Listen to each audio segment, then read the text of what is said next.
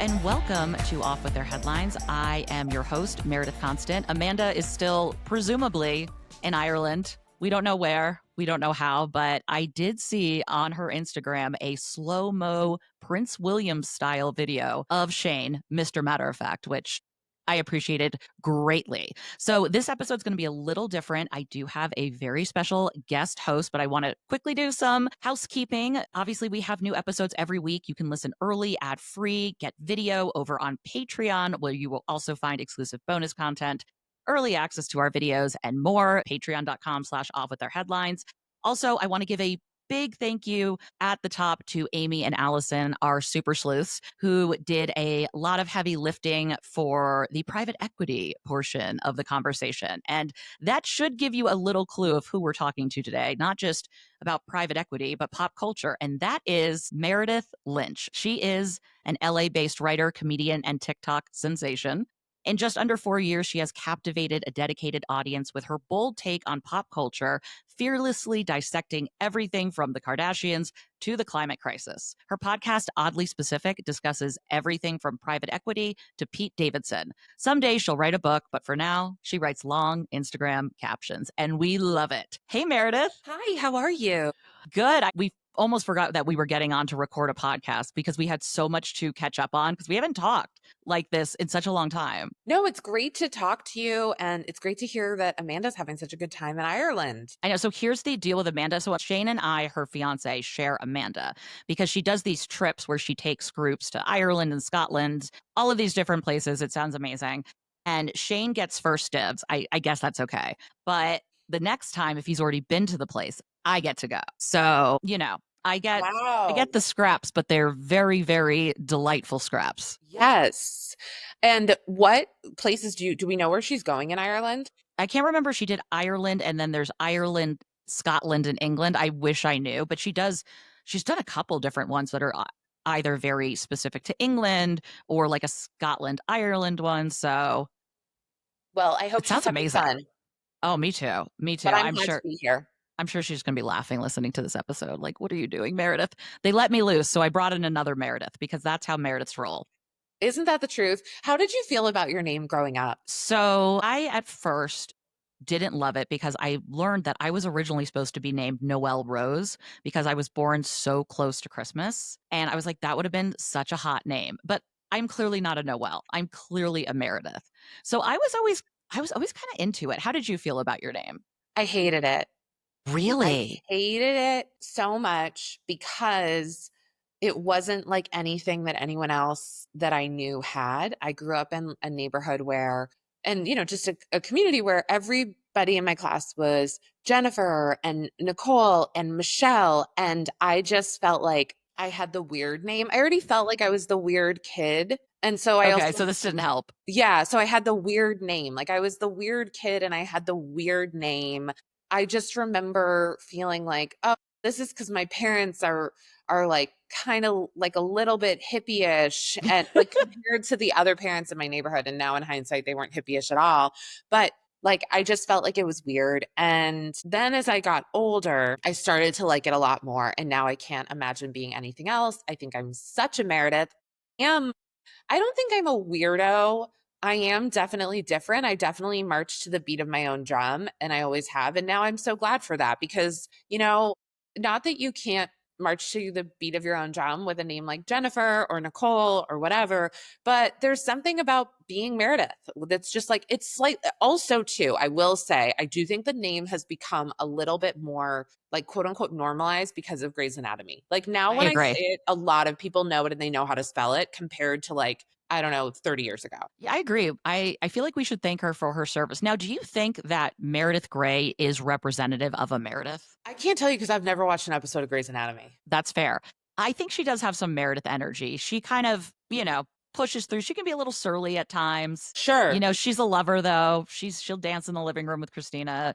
I think she's a pretty fair representation of, she definitely has a Meredith sun rising or something like that. Okay, well, you know what? Meredith that I appreciate the representation of? Meredith Constant. And that's why I'm glad to be here today. I love how you just brought it back. We just brought it all the way around. Yeah, it's typically me on your show. I've been on your show, Oddly Specific, a few times, which we are going to get into, which has been a delight. And it's so good to have you on. As we discussed beforehand, we do a segment called Bearing the Lead, where we get into an article that either there's some issues with media literacy in it, whether it's the headline or the subject matter, or it's just an article that we cannot stop thinking about. So, what did you bring for us today? Well, I know that we're kind of on the tail end of it all, right? With the Astronomer CEO. Oh my gosh, really quickly, that was the incident where the CEO and the head of HR were caught on the kiss cam for Coldplay. Was that that was in Boston, right? Yeah, I think it was like at Gillette. I think it was at Okay, yeah, okay. but still, which if you're, familiar with the area is right outside of not right outside of the city. It's a ways outside the cities where the Patriots play. I believe it was at Gillette, but yes, close enough, Massachusetts, etc. So, I I have to be honest with you. I was not like obsessed with this. Like this wasn't like one of those ones where I was like, yeah, this story is like so interesting. I'm obsessed. I looked at it through more of like, why are people so into it? And I think it was because of class warfare that we have going on. That was my takeaway. Like I was like, I think it's I think if two blue collar employees were caught on the kiss cam having an affair, people would like maybe make jokes about it. But it's the fact that it's these two sort of CEOs, C suite executives who are often sort of like uplifted for, being superior and, being so smart and being moral. There's a morality that's often tied to money that Mhm. is not accurate all the time. So anyway, I think it was the fact that it was like, oh, and also too, the fact that it was an HR person where it's like, an HR person is probably like writing someone up for some like what seems like an infraction and then having, what appears to be a relationship with the CEO of the company. Okay. That was sort of my takeaway. I wasn't that obsessed with it. And I do think though that like the memes have been funny. There's things that have been funny about it, but it's like when people ask me, what are you thinking about? I'm thinking about the time that the JetBlue flight attendant like got so fucking pissed that he grabbed two beers and opened up the emergency exit and went down the slide. I Like mean, I that's real. That's remember real. that. I do. That was, I mean, that is iconic. It was interesting because some of the tweets and some of the memes were top notch. I mean, they could not be beat. And really, those started to think about like our capacity for cruelty because I don't know. It was just like, oh, these people have families that didn't ask for this. There were so many like fake things That's the being thing too, thrown is around. it's so hard with AI to know what's real and what's not with that situation. And I think a lot of people fall for like the misinformation. And like there was a Yeah. statement that was circulating. There were two statements circulating Yes.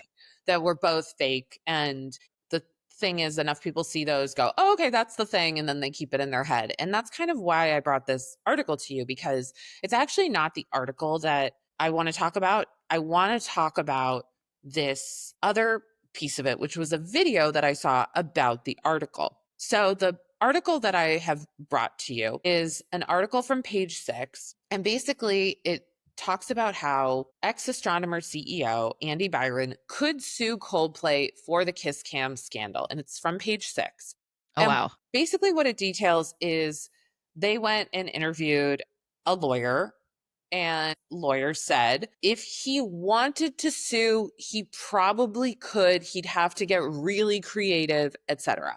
And okay, so here's my thing with this. Before I saw this article, I was on Instagram and I saw a content creator make a video that was like talking about the Gwyneth Paltrow video that came out recently, Yes. which is very funny. She did a video as a spokesperson for Astronomer, which is funny because, Gwyneth Paltrow is the former wife of Coldplay. Younger generations finding that out Yeah, was wild. I remember when her naming her first child with Chris Apple that being was a the huge deal. craziest story. I know. And now, like, do you think that anyone would care now? It sounds so quaint, honestly, with, Trisha Paytas naming her child Aquaman or whatever. You're like, Apple was pretty benign. Apple feels really chill. Okay, this is like a very hot take, but I actually didn't find Apple to be that weird. And my other hot take is I never thought conscious uncoupling was that weird. Now that I'm divorced, conscious uncoupling is not weird at all. It really isn't. It sounds froofy, but actually, it's a very healthy way to go about it, And especially especially for when there's kids. kids involved. Yeah, like when there's kids involved. And I think it's like, I get like, it sounds like very sort of like new agey, goopish. But what did you think she was going to do? Like, come out and be like, I'm sacking him. Yeah, that is not on brand. It's funny though the way Gwyneth Paltrow has been utilized recently, not only with that, but there was something related to Megan's cooking show or that Gwyneth was mad or whatever. And there was a video where Gwyneth is sitting at her table and like, I don't know what's going on. And then pans over to Megan eating some pie with Gwyneth in her kitchen. I don't know. She's really been this like PR tool recently, which is Well, kind I of would wild. argue Gwyneth is in on the joke as long as Gwyneth will be the butt of the joke as long as she has determined what the butt will be. And Yes. I think she has an unauthorized biography coming out about her tomorrow. Ooh. Yeah. So I think she's been getting ahead of that. I think it's going to paint a picture of somebody who has, both great qualities and complicated qualities. And so I think that, doing the astronomer video and doing the Meghan Markle thing, those are all things that paint Gwyneth in the position that people enjoy her the most, which is like Yes. the funny, self-deprecating, a little tongue-in-cheek, a little in on the bit, which is I think that's a part of Gwyneth. I don't think that is Gwyneth. And so I think that's probably where this stems from. But the video that this content creator made basically was like recapping the Gwyneth Paltrow video and explaining like why she did it. And then this creator said, and the other big news coming out today is that Astronomer is trying to sue Coldplay. Oh And I boy. thought, I hadn't seen that. I was very surprised. I thought that felt like a very big thing. And I also thought if Astronomer is trying to sue Coldplay, Gwyneth Paltrow would never have done that video because she has a good relationship with Chris Martin. And she's clearly in on the bit with Astronomer. But if Yes. Astronomer's like, yeah, we're about to sue your ex-husband who you have a nice relationship with, she'd never be like, yeah, let me do this video, I right? don't think in light of the fact that Astronomer brought her on to do this video, that they are thinking of suing Coldplay.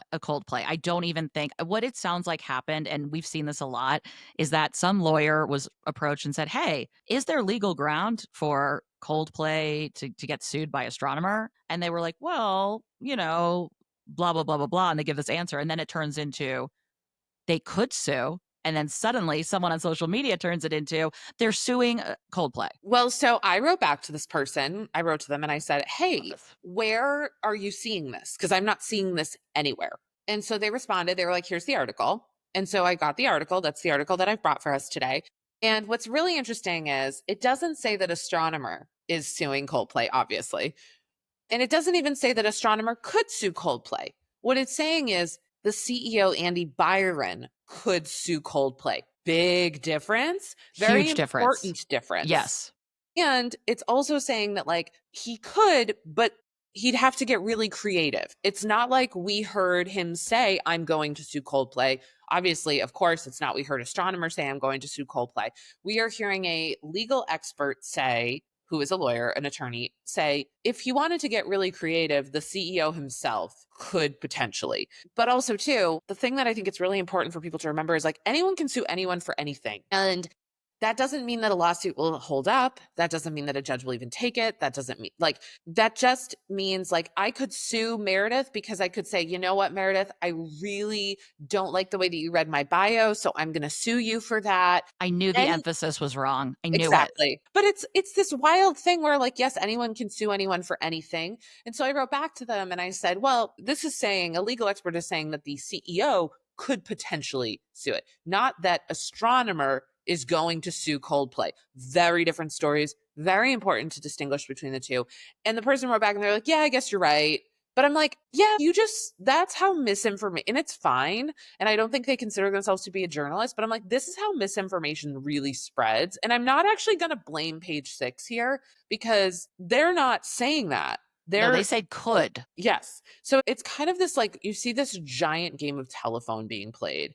And the end of it is people would rather watch a 45-second video than even go and look at the Page Six article. Yes. So that is concerning to me. And that is something that I think about a lot in my content. And then I think the attitude when you call it out, I'm not saying this is what that creator did, but I think the attitude becomes, potato, potato. And it's like, yeah, but it's really not Like, potato, no, potato. actually, it's really hard to put that back in the box once that is out there, even with the truth later. People are still going to walk around being like, oh my God, Coldplay is going to sue. Or Because something, astronomer's going to sue. or Or, yeah, you know, sorry, it just, astronomer. it just really changes it. And then it makes it also into this weird thing of, if that's the case, then it's like, oh, does Gwyneth Paltrow secretly hate Chris Martin because she is collaborating with the company that's about to sue him? Like, those are very different stories. You've changed the narrative. Congratulations, because you didn't actually read the article. It really makes me think of, with social media becoming a place where people get news rightly or wrongly, the ethical responsibility of content creators. Because I feel like all of us have a different code that we kind of follow, whether you're a journalist or not. You know, we have a different code that we all follow. And it's not practiced, though, across the board, which is Yeah. really, really hard, especially when people lack media literacy skills, just because there's so much coming at us and it's so persuasive and clickbaity and all of those things. But it really makes me think about the responsibility to an audience. I think the responsibility, and this is going to be a little bit of an edgelord take, just wait. Oh, The responsibility is on the viewer. It is on you to do your research. that's a good Like, point. and so it's like when you see that video, like you have to, and even still, if you're getting your news from, credited news sources, Oh, like yes. it's not a bad idea to do your own research. And for example, I've been asking people a little bit lately, like, can I say something political? Is that okay? Yes, you can. I've been asking people a little bit about like why they voted for Trump. And I made a video yesterday. I just want to get a better understanding. Like, what were the issues? What were the driving issues? And one of the big issues that I'm hearing back is gender. That they wanted a return to two genders, which, for what it's worth, there's never only been two genders. So there's that. But someone wrote in and was like, it's because at my kid's school, they took all the American flags down and replace them with all pride flags for the entire year. And then also two people who are men and don't even present as trans and just are just men who are men and present as men went into the girls' locker room. And also there are 3 trans children living on my street. And I was just like, What? I mean, maybe this is all true, but I was like, I gotta drive to this town. Seriously, because You know, that's the stuff of right-wing nightmares, about, especially with the bathroom situation. And I wonder, yeah, how much of that is she heard about it, right. or someone wrote something on Facebook, or, and it could have been one of those like, what if this leads to men, blah, blah, blah. And then Right. that's read incorrectly.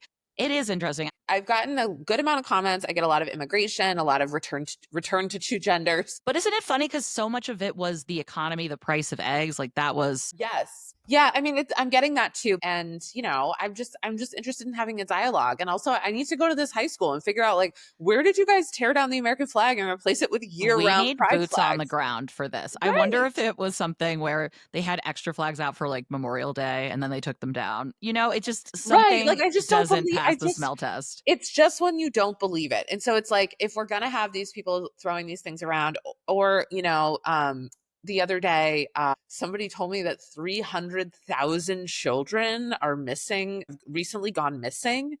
And I was like, where are you getting this number? Is Three. this like the Wayfair thing? Yeah, exactly. So it's like, I don't know. I think it's like on the responsibility of the consumer to check. Like, the great thing about content creation is it's like, yeah, I guess you can throw up whatever you want. And I guess the real thing I would encourage people is to like do your own research. Yeah. No, I agree. I agree. I think you should always check things. It's a pain in the ass sometimes, but Yeah. it's worth that extra time, and you get better at it as you go along. Yeah. So as far as we know, Coldplay is not being sued by anyone.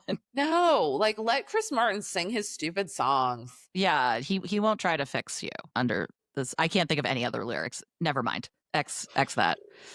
Uh Yellow, whatever. Yellow, great song. It goes Yeah. hard. It goes hard. I don't care what anyone says. That song goes hard. Yeah. I mean, what's your least favorite Coldplay song? Ooh, hold on. I'm looking it up too because I know what it is. I just don't know the name. I don't like A Sky Full of Stars. I don't think I know that. In the sky full of stars. Yeah. Which one's this? Oh, Viva la Vida. Oh, which one's that one? Um, I hear Jerusalem bells ringing. Oh, that I love Roman the way you cavalry. started rodeoing during that. You're Okay, right. It's also annoying. Roman cavalry choirs are singing. Be Excuse my me? mirror, my sword and shield, my missionaries in a foreign field. For some reason I can't explain, once you'd gone, there was never, never an honest word. And that was when I ruled the world. Gwyneth Paltrow, I don't know how you put up with this for so long. Girl, well, she was at home talking about vagina eggs. Like everyone had their thing in that household. Okay? Everyone had their thing. Listen, shout out for using Roman cavalry in a song. That's pretty impressive, I have to say. All right, let's talk a little bit about private equity and your podcast, Oddly Specific. Tell me about why you decided to create a podcast that spans a large genre, right? Private equity, pop culture, everything in between. What was the impetus to start the podcast, and why do you think more people need to be concerned about private equity? The podcast for me is like the things that I find really interesting that I think need a double click beyond a TikTok video. So, like, for example, there's an episode I did not that long ago about dollar stores because dollar stores, I think it's one of the dollar store brands. I can't remember if it's Dollar General or Family Dollar now, which is, I apologize, was sold to private equity. And I was just like, dollar stores don't feel like a great model. And so I ended up looking it up, and there's a woman who does fantastic research on dollar stores and how bad they are for the economy, and like how basically like they create pharmacy deserts, supermarket deserts, all this kind of stuff. So I'm like, I think we need to talk about that. Like, think we need to talk about the harm that these stores do, the fact that they like pay a really low wage, the fact that like oftentimes like you think that you're getting this really good deal, but it's actually not a really good deal. And I just think there's so much there. Also, too, like the buildings oftentimes are like not well cared for. So they're often like a climate problem, like they're often prone to flooding, etc. Well, I believe it. I've rarely been into a We've all been to a dollar store, and like, they pick neighborhoods that might be more low income and that will Yep. rely on them, and then people like, start to rely on them, and then they go away, and the only thing that really ends up replacing them is like more dollar stores because of the way in which they're built. So like it's not great like mixed use retail space, right? So like nobody can say like, well, that's going to become like a Target, like because it just, or even like a mini Target. Not that I'm like plugging Target, but I'm just like, think about a dollar store. They're like those like single level, Yep. like it's just they're all the same, right? That's Yeah. why it's hard to differentiate. But anyway, I was just like, people need to know about this. Like, let's have a podcast where we talk about this. So those are the kind of things that we talk about on there, and I'm really proud of it. And private equity for me was one of those things where I didn't know anything about it. I needed a waiver to pass college math, and, but I learned about private equity a couple of years ago. I'd heard of it. It's a business model. It's a way of doing business. And I heard about it because I heard that Kim Kardashian was starting a private equity firm. So I Googled private equity bad. And sure enough, I learned so much. And there's an entire organization that I always plug called the PESP. They're the Private Equity Stakeholder Project. They are a watchdog for private equity. And essentially, what private equity is, and this is like a very much a like Cliff's Notes version, Yeah. is that it's a group of investors that will come into what are often distressed companies. They will buy them up. They will usually saddle them with debt. Like, for example, let's pretend that they are buying CVS. Okay. They'll come into CVS and they'll say, okay, we're going to buy you, but in order to buy you, you're going to take out a huge loan on CVS. So, like, we're not responsible for that loan. You are, but that's the only way we'll buy you.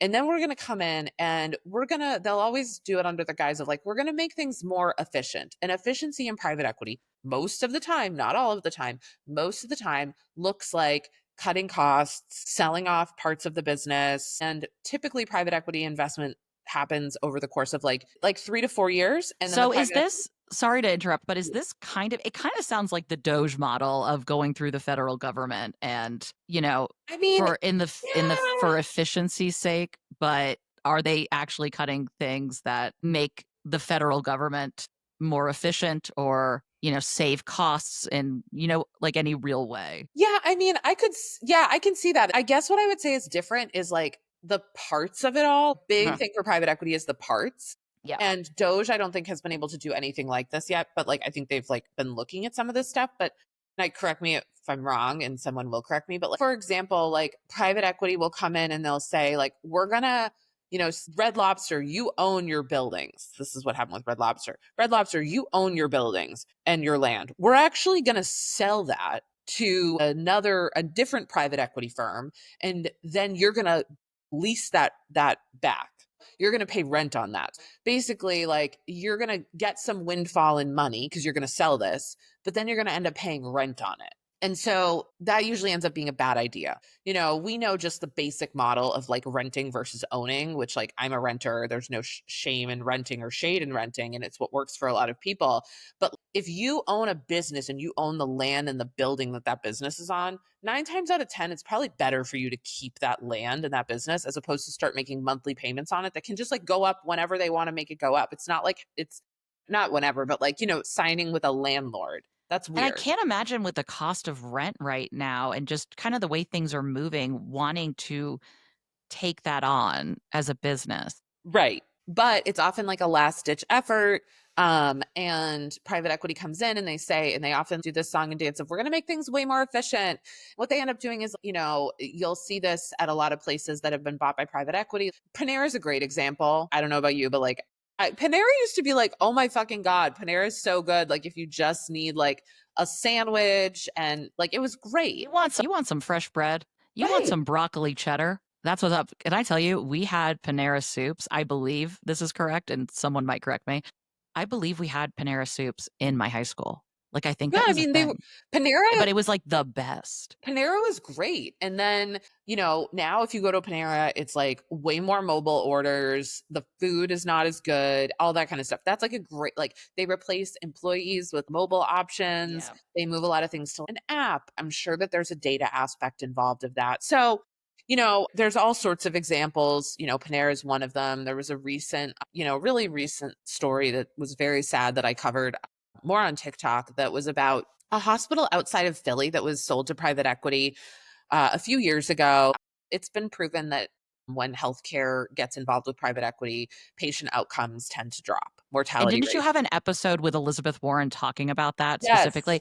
Guys, I have to tell you, I'll make sure to link it in the show notes, but Meredith did an episode, one of her first episodes was with Senator Elizabeth Warren. Okay. Like I fangirled. And it is such a good explainer about the dangers of private Yeah. equity, especially with what you're saying with outcomes for regular people, because these decisions impact everyone from the top down. And Yeah. regularly it seems like often the customer is really not kind of a factor. Yeah, and it's one thing when it's, oh, Panera's not as good as it used to be or whatever. Don't get me wrong. That's I don't mean to sound stupid. Like it doesn't, that's really hard for the employees or for people who rely on that for like food and community and things Yeah. like that.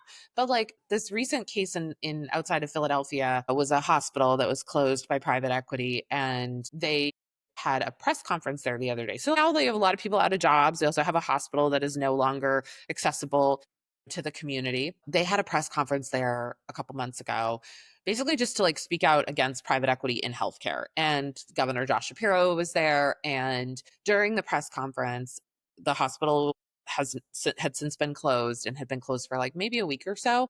During the press conference, a woman pulled up to the hospital with her baby who was having difficulty breathing. She had been out with the baby and she knew there was a hospital really close by. So she was like, okay, I'll just drive to the emergency room, right? I'll just take my baby to the emergency room, Oh my god. only to discover that the hospital had been closed. Now, the great thing was there was a press conference happening with nurses and doctors, and the Oh my baby god. was treated right there and then. But a few, like, I don't know, a week or so before that, a man had been shot close by, and the closest hospital was that hospital. And now they had to drive him an additional 30 minutes to the next hospital. And sadly, he passed away. So that's what we're seeing. Like, we are seeing the closure of hospitals that are community hospitals. So, like, yeah, we talk about the impact that the big, beautiful bill will have, but we already have that impact happening. And it's not just rural hospitals, it's often hospitals in low income Yeah. communities as well. They were even, I think, saying even when the BBB was passed, there was already a hospital in Nebraska that was closed, that was impacted by decisions that have been made Yeah. regarding healthcare, regarding what we fund.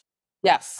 And I think it was in Nebraska where there was a lot of noise, like, hey, this is already happening. And it's really, really dangerous to have Yeah, these it is really dangerous. And deserts.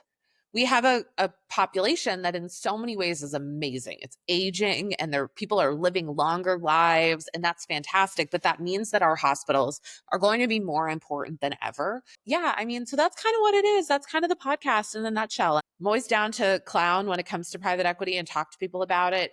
I know that it can sound really complex, but like if I can figure it out, you can too. So is this basically the plot of Pretty Woman? Is Vivian actually like a crusader for the regular person? I mean, yes, that is what Richard Gere does in Pretty Woman, and I use that example quite a bit. Like I often tell people, like, yeah, like that's what Richard Gere did in Pretty Woman. It used to um be called leverage buyouts. That's a name that a lot of people know from the 80s. Okay. And it was called leverage buyouts. And there was a very big sort of falling off of that, where that got a very negative reputation. And because of something that happened with RJ Nabisco, which is like an old story that a lot of times, like if you mention this to like someone my dad's age, he'll know that story. It was a day of reckoning on Wall Street.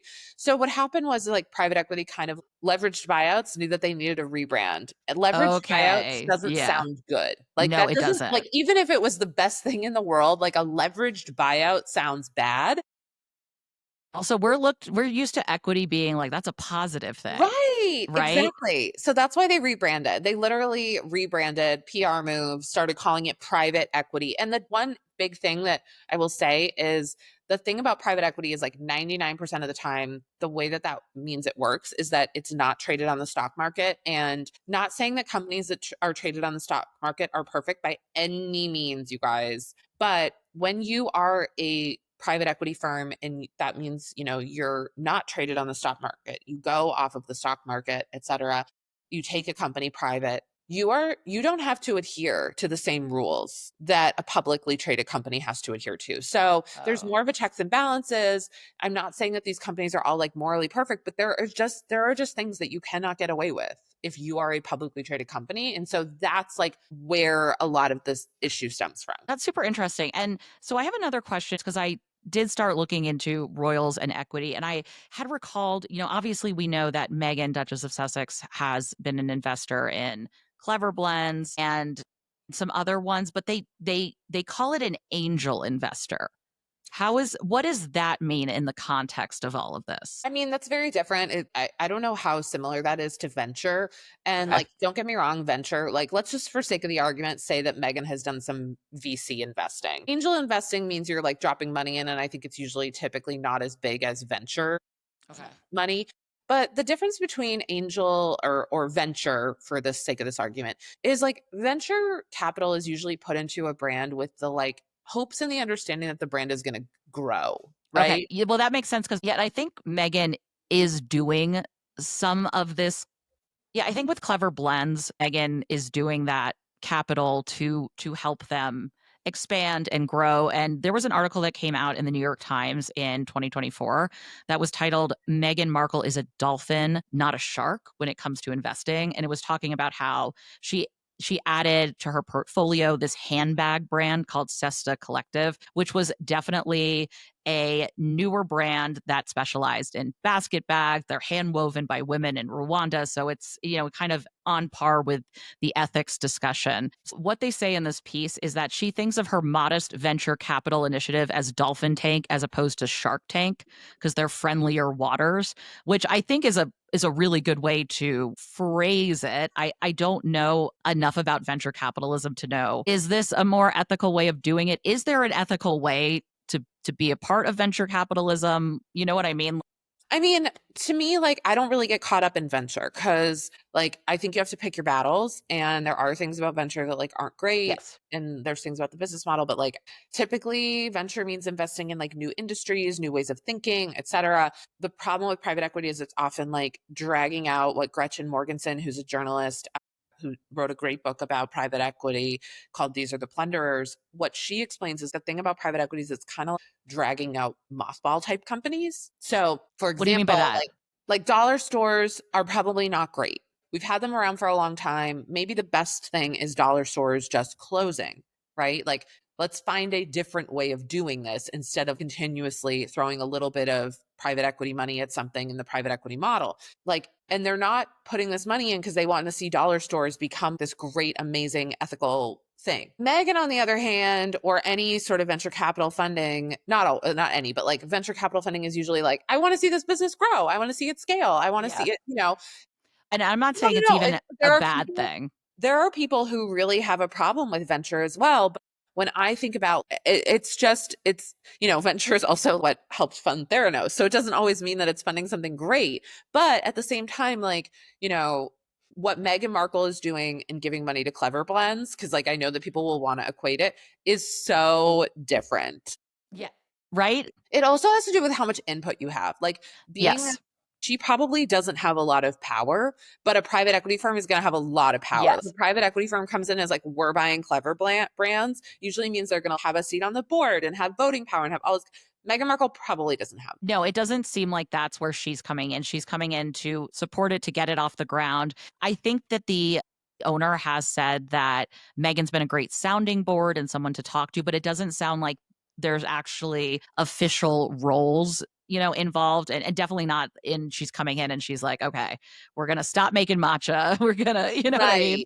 Right. Or like, we're going to have you like start using lesser products. That's what if private equity came into Clever Blends, they'd be like, let's replace this powder with this, or let's Make replace it cheaper, let's make it cheaper. Let's make it, whereas like that. So it's just two different stages of like where a brand is. But I will tell you that a lot of brands go venture, public, private. You know what I mean? That's sometimes the trajectory of a brand is that like, yeah, the beginning will be amazing. Right. A really good example of this would be like some of those like workouts that are now owned by private equity, like Pure Barre is owned by private equity. Oh, because it's part of like a conglomerate. In the beginning, I bet it was like, I don't know if they were ever publicly traded or the umbrella that they were under was publicly traded. But like kind of what happens is like some of these like things are fads and they have shelf life, and matcha's really big right now. So like, I don't know. I walked by the other day in Santa Monica. I walked by a juice place and a spin place that had both recently closed next to each other. And I just thought it's interesting. like, oh, we're sort of done with juicing. We're sort of done with spin. And now some of the fucking spin heads are going to come for me and be like, I went spinning twice today. Like, I'm But not no, being you're right. silly. There was this craze and really this peak, especially with Peloton Yes. during the pandemic. That listen, I was one of the many that sold their bike after Okay, wait. So using say it 7 more. times. How many times did you use it? I maybe used it 7 times. I got it during the pandemic when I was pregnant, and I said, this is what I'm gonna do. I'm gonna spin. I'm gonna do this. And then I realized I don't like competition and I don't like people encouraging me. So like the classes really didn't work out for me. I'm like, no, I don't want to get up out of my seat. I am fine here. Okay, love this. Had you tried one and thought you would like it? Like Absolutely not. I was so the marketing, they looked really sleek and cool. I was pregnant and thinking about, wanting to get in shape afterwards. And that's why I got it. I thought I will do this. There's a TV in front of me. This is a great way to work out. So many clothing items on that thing. Was It it in just your became a bedroom? staging area. Was it in your room? It was. And then when we moved, it went to the basement. And I said, this is perfect. I can work Yeah, out in the now I'm gonna basement. do it I in the have basement. weights. I have a room for this. You know how many times I went into that room? Never.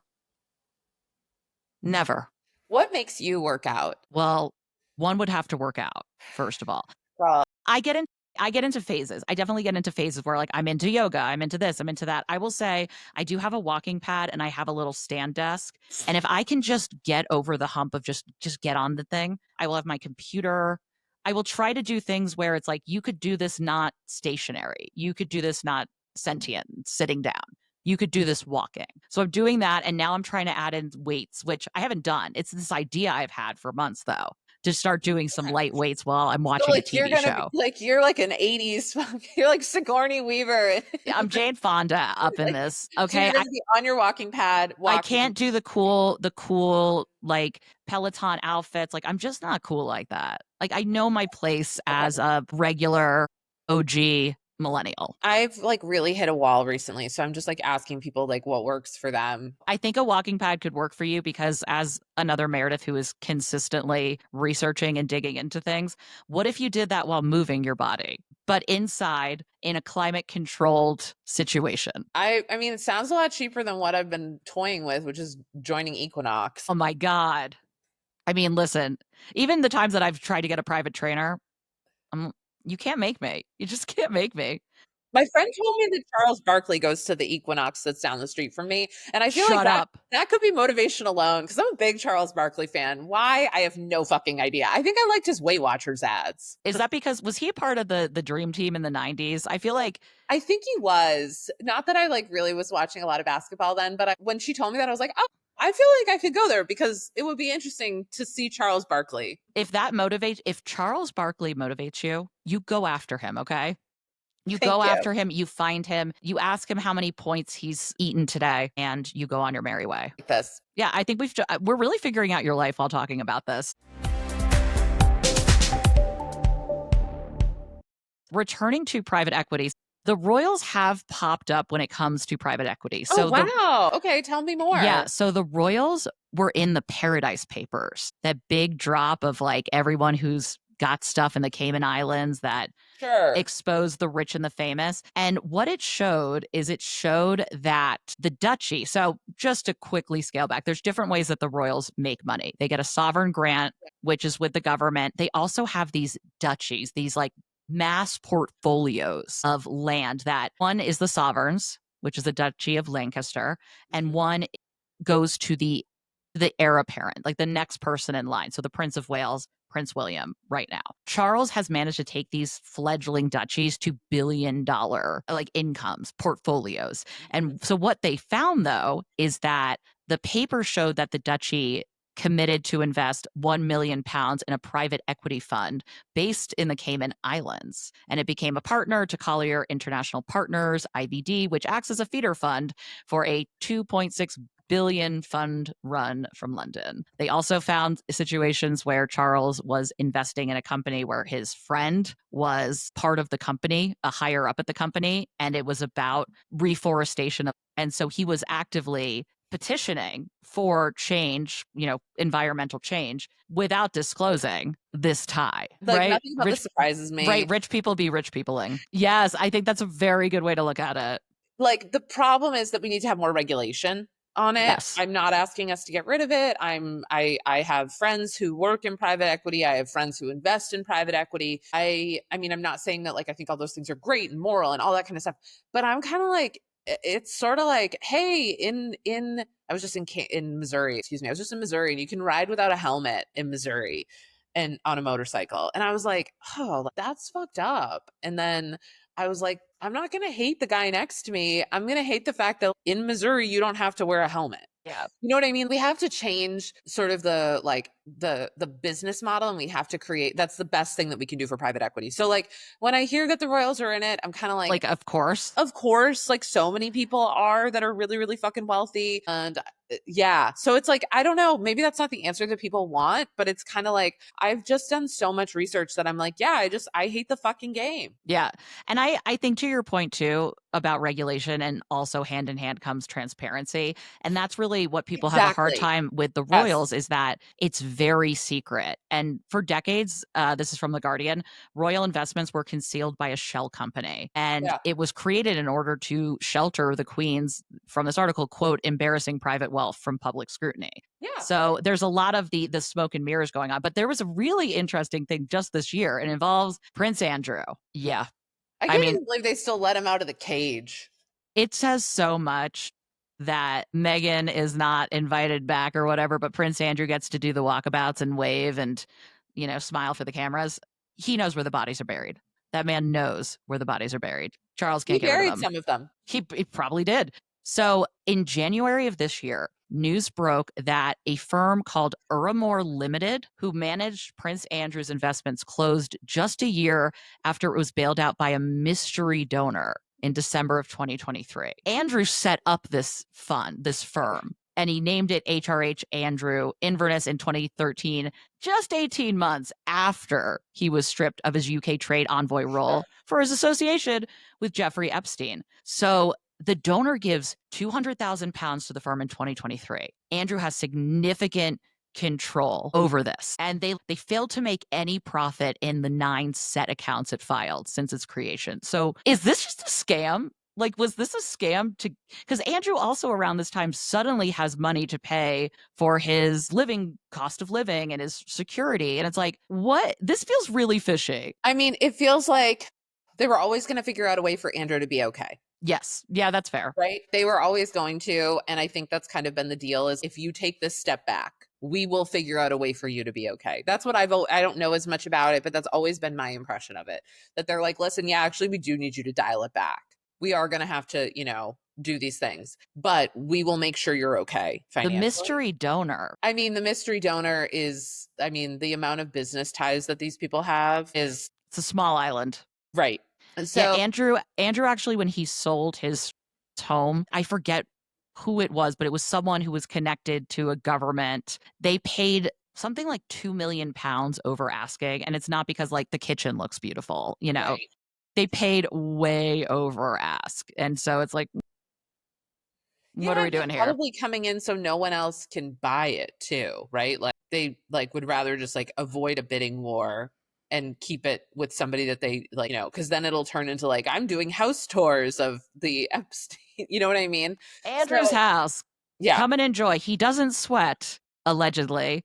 I So mean, I there's no also sweat.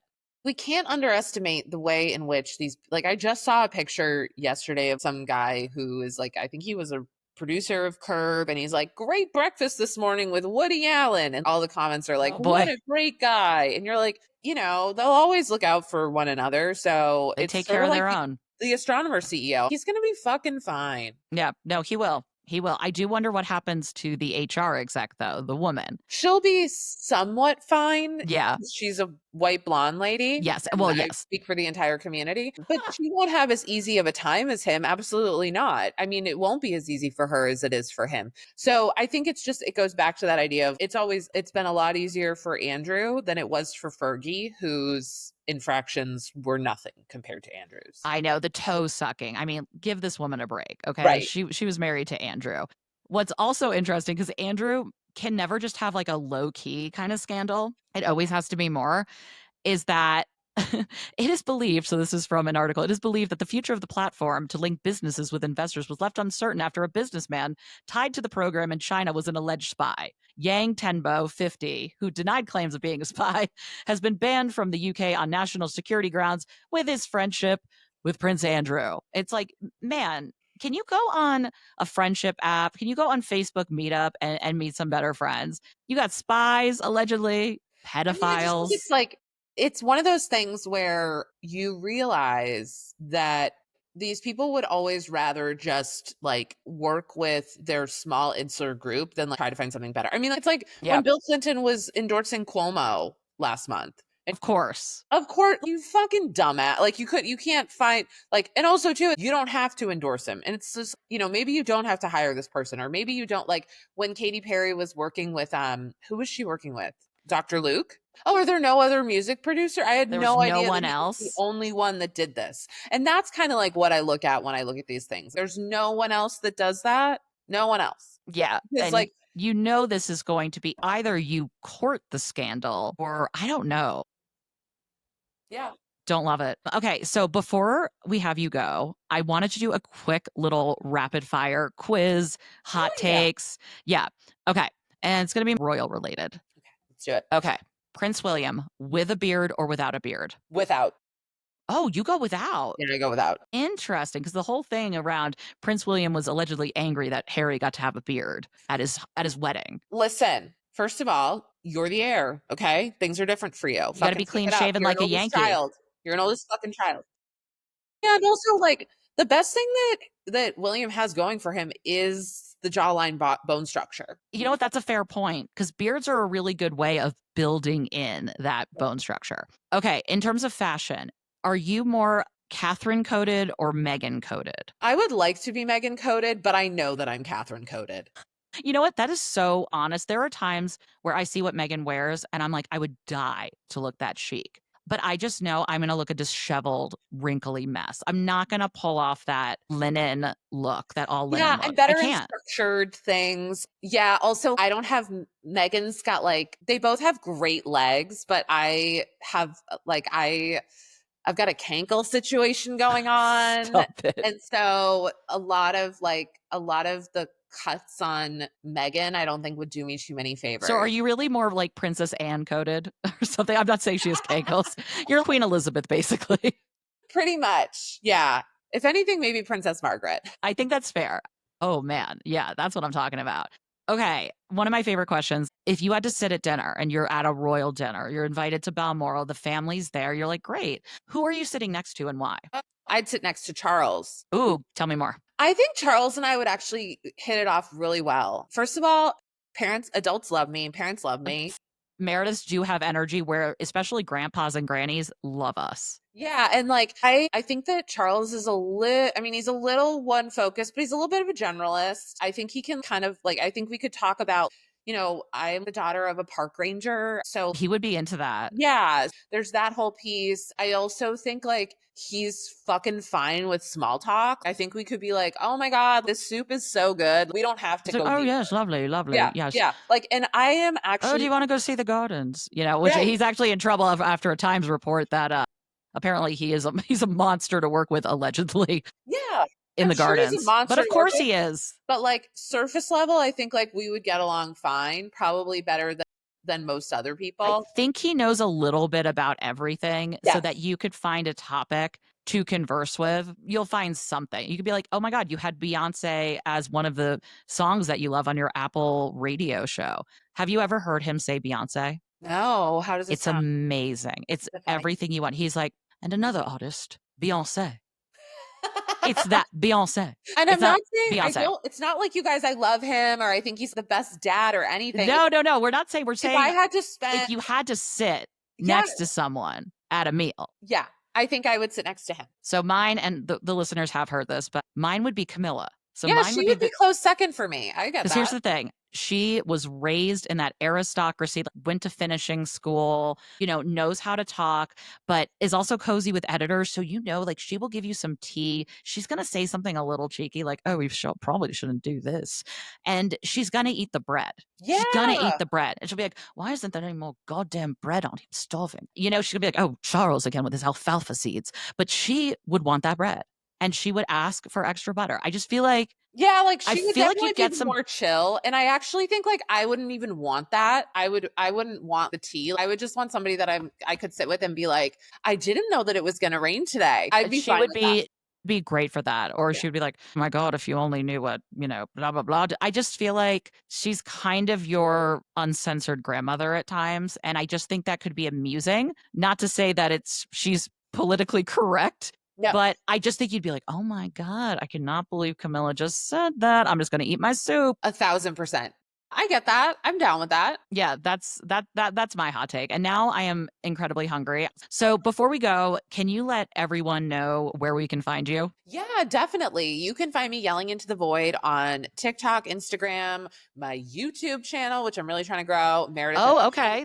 That's good to Check know. out my pod, Oddly Specific, and yeah, drop me a line. Love to meet people, and I grateful to be here. I highly recommend Meredith's podcast. It is fantastic, and all of her work. To be honest, it's great. You never know who's going to be beefing with you either. One day it's like a sister of a celebrity, a Real Housewife. Like people they're like a moth to a flame with your content.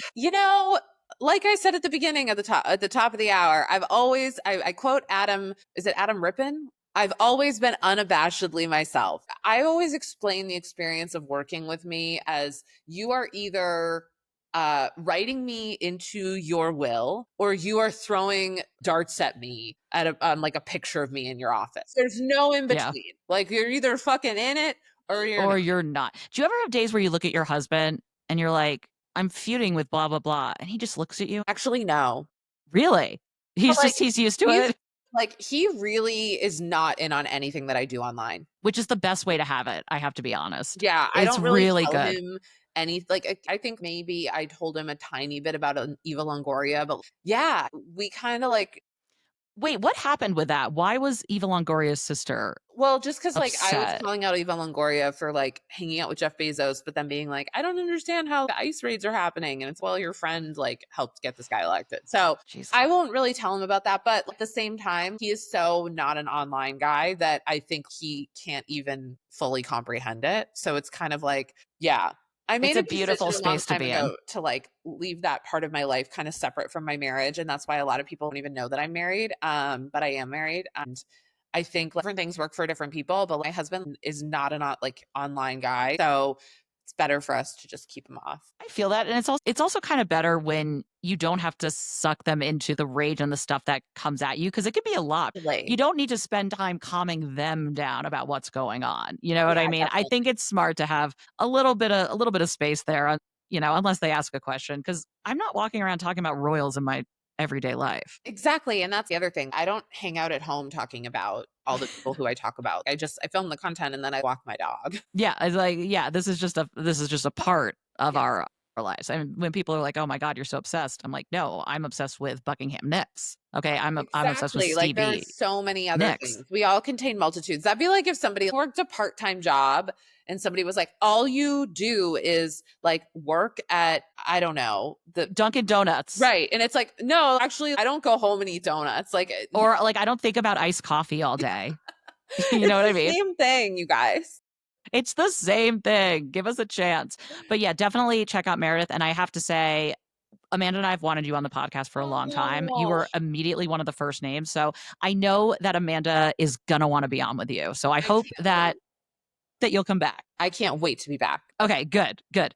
All right. Well, thank you guys so much for listening. As always, you can find our Patreon and other links in our show notes. And be sure to leave a 5-star review on Apple, because, man, does that help reach? That really helps. And sometimes when they're nice, we read them on air. I'm gonna leave one right now. Oh my God. Thank you, Meredith. Be like Meredith. Leave a positive review. Okay. Meredith's helping Meredith. Until next time.